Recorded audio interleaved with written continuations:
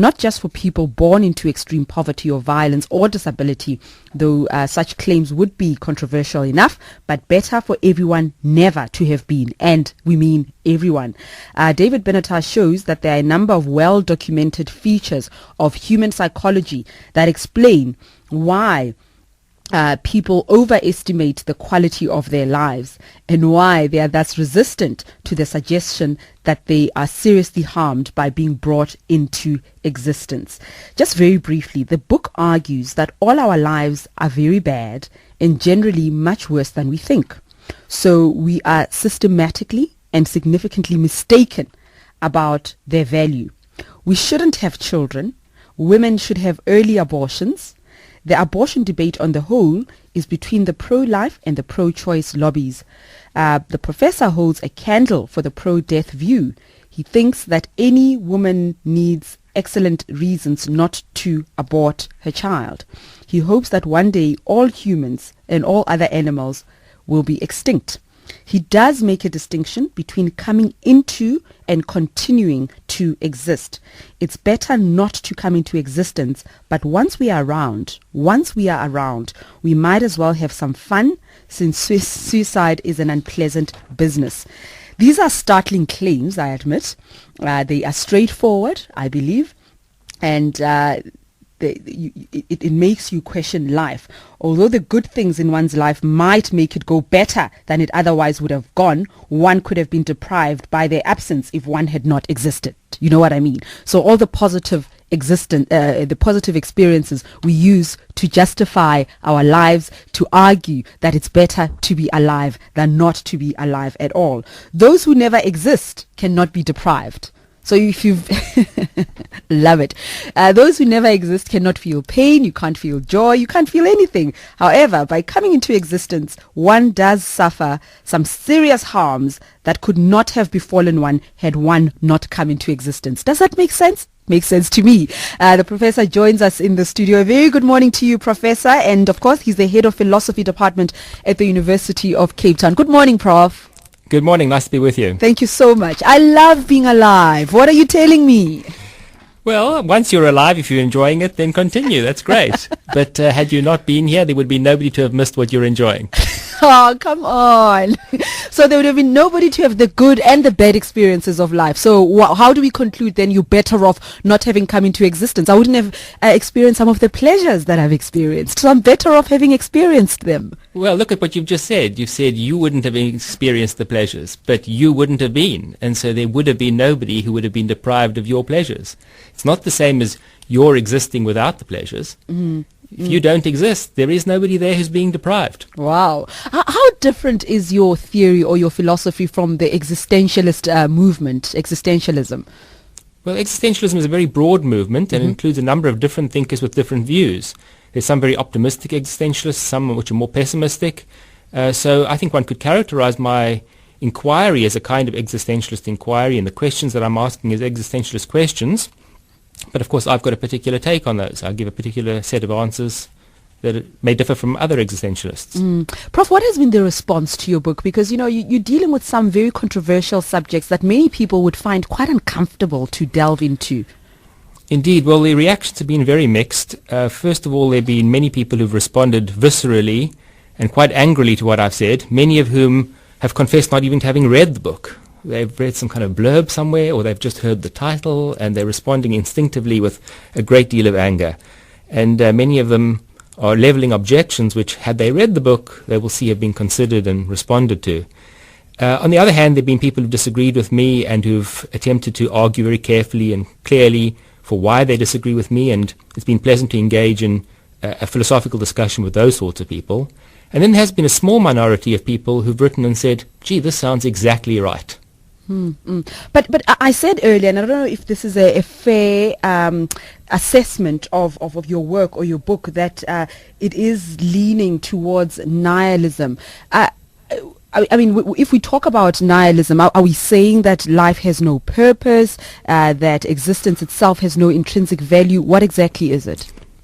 Well, I would disagree with your characterization of my view as a nihilistic view. Of course, it does depend on what one means by the word nihilism. But Sure. if by nihilism one means a rejection of any kind of value, then my view is not nihilistic at all. In fact, my arguments proceed from values that almost everybody holds. So the premises of my argument are actually values that everybody holds. And what I try to show is that the implications of those values are ones which are quite radical and which most people don't recognize or realize. And again, Prof, I really believe that all of us as human beings, we do have a choice. Even people who commit suicide, that is a choice to cease to exist. But for those of us who are already in existence, you and I, we already are living, we've come into being. What is the option? Do you continue to exist, or do we lament the fact that it is better not to have existed? Well, I think there are a variety of ideas that you've raised there. First of all, I do want to clarify that I'm not recommending suicide. No, of course not. No. It may be true that some people's lives are so bad that they, on due reflection, decide that ending their lives is best. I don't think anybody should ever rush into a decision like that. It obviously has an impact not only on them, but on family members and those who are close to them. So it is an option, but I think it's an option that has to be very carefully considered, not rushed into, something that's discussed with other people. But my focus in the book is not on ending lives. It's on whether we should start lives. And my worry is that the optimistic view, the view that our lives are all just fine, that leads to the creation of new lives and new suffering. So while I think that while we're here, we should enjoy our lives, I'm very concerned about the creation of new centers of suffering, as it were. Every time one has a child, you're creating somebody who could suffer an immense amount. And the one thing that you can absolutely guarantee, one way you can absolutely guarantee that any child of yours will not suffer is not to have that child. Sure.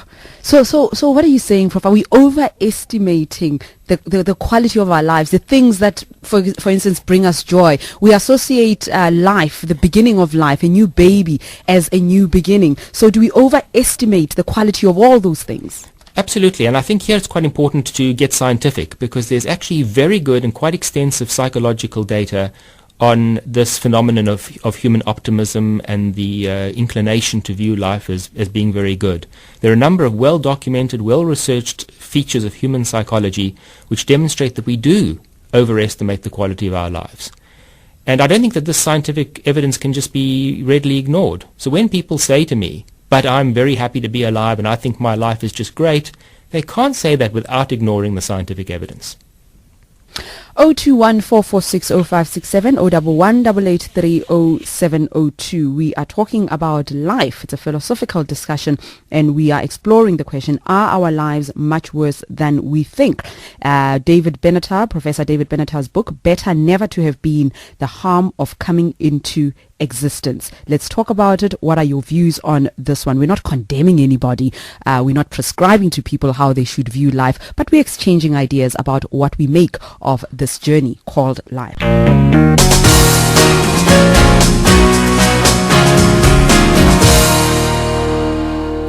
Prof, just going back to the meaning of the word existence, I mean, it is a philosophically interesting notion, very familiar but elusive. And I say familiar because we are living life, we have a rhythm, but I also say elusive because it seems we do have a difficulty in saying exactly what existence is, or does it differ from one person to another? I agree with you that existence is a philosophically complex word, and certainly when we apply it to human beings, there are interesting questions about what it means to exist. There's obviously a brute sort of biological sense in which we can exist, but then we could have the biological existence without, say, the conscious existence. And that's true of young embryos and fetuses, and it could be true of people who are brain dead but biologically alive. So those are interesting questions, and what I'm mainly interested in is really the sentient existence. But I also have some interest in the other kinds of existence. Let's go straight to the lines. Is it Davy in Bryanston? Yeah, it's me. Yes, hello. Good morning. Just a comment. I think the professor is making a logical sense, and I can't disagree with his logic. But I think we as humans are genetically programmed to celebrate life and to be optimistic. So although your arguments, I think logically, certainly hold water, I don't think it is really relevant, simply because we are differently programmed, and we are programmed to be optimistic, and we are programmed to have children and to make sure that our genes are going to the next generation and so on. So although it's very interesting and logically perhaps correct, it's really not relevant because we are a genetic being. What do you think of that, Prof?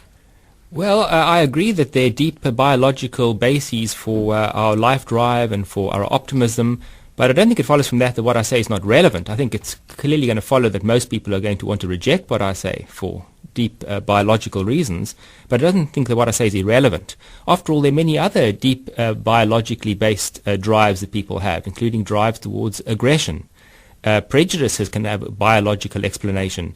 But we don't think that these things are acceptable merely because they're biologically based. We need to evaluate our instincts and we need to assess whether they're appropriate or inappropriate.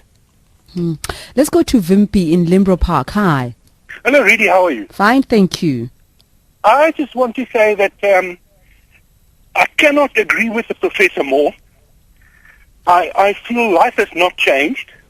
It hasn't changed since my forefathers.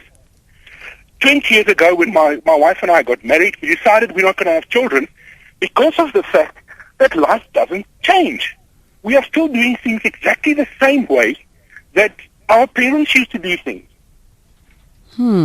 So hold on, Vimpy. Are you saying that this actually informed your decision not to have children? Absolutely. Absolutely. And you've been married 25 years? Yes, and it's an absolute conscious decision that we made. If you look around you, people are suffering. Life is not getting better. But have the moments of joy of finding your wife and whatever, does that not give more meaning to your existence or not? 100%. But there's also a matter of reason. And one has to look at life and say, can you really change it? Yes, I can, by not bringing another life onto this planet that goes through exactly the same mundane existence that we do from day to day. Wow, Vimpy. Thank you. So you have to look at life in a very macabre way. In a very macabre way? Yes, because you know what? Look, I enjoy my life and I enjoy traveling and I'm fortunate enough with a lovely wife. Yes. But nothing changes. You know, we have the ability to change our future.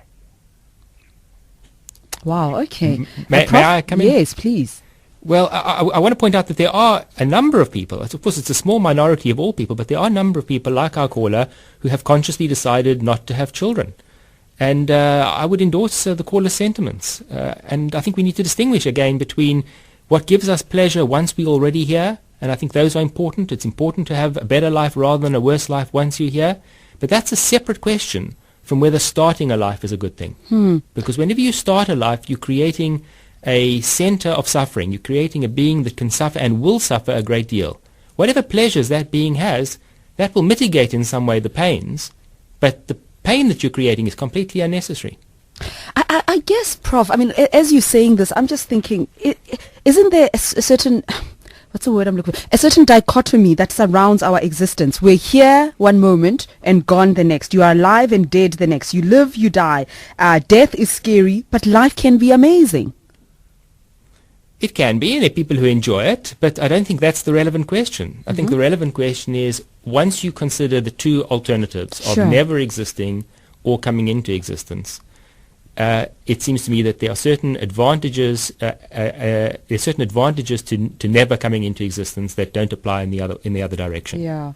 No, I hear you completely. Let's go to Sarah in Fourways. Hi. Reedy, hi, good morning, and good morning to Professor Benatar. Reedy, when I heard your topic this morning, I got so excited because I thought to myself, here is a man, the only man I've ever heard of, speaking my language.